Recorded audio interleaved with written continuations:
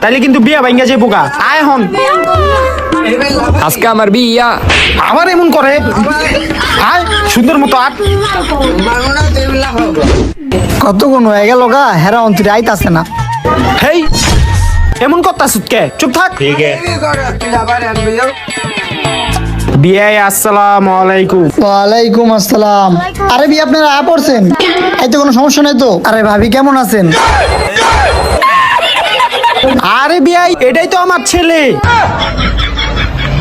হ্যাঁ এটা আপনার ছেলে? আমি তো মনে করছিলাম আপনার বউ। আচ্ছা ঠিক আছে, আপনারা বসেন। এটা ছেলে, আমি তো বুঝলাম আমার বউ। আমরা বসে আচ্ছা আপনার মায়ের হলে হ্যাঁ একটু দেখি।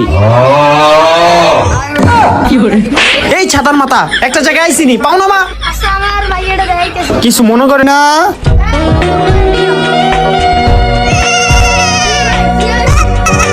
বসেন বসেন। একটা পোলা যাচ্ছে, ভালো পোলা দাও। তো বিয়াই যাওনের হইছে না? তো বিয়াই মিষ্টি আনছিলাম, এটা বাসা নিয়ে যান। আমি আবার মিষ্টি মিষ্টি খাই না তো, ডায়াবেটিস। ও আপনারা তো মিষ্টি আনছেন, আমি তো খেয়ালই করি নাই। মা মিষ্টিটা ঘরে নিয়ে প্লেটে ভিতরে বেড়া দাও দি। মিষ্টি ঘরে নিয়ে যাম কি আরতে এনই হ্যাঁ করে খুললা দেই। আচ্ছা ঠিক আছে খাই। আপনার পোলায় কি কাজ করে?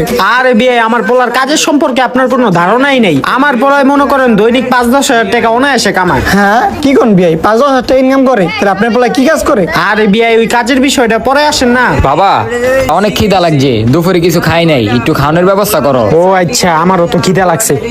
বিয়ে আচ্ছা এই টাকা দে। কি আপনার পোলা এই কাম করে? তার মানে আপনার পোলা ইজলা? আরে হিজলা দেখে কি হইছে? টাকা তো তুলে। কি এই ইজলার লাগে আমার মেয়ের বিয়া দিমু? মা লাইটা কইরে ও মন্দির পোলা গেলেন তো।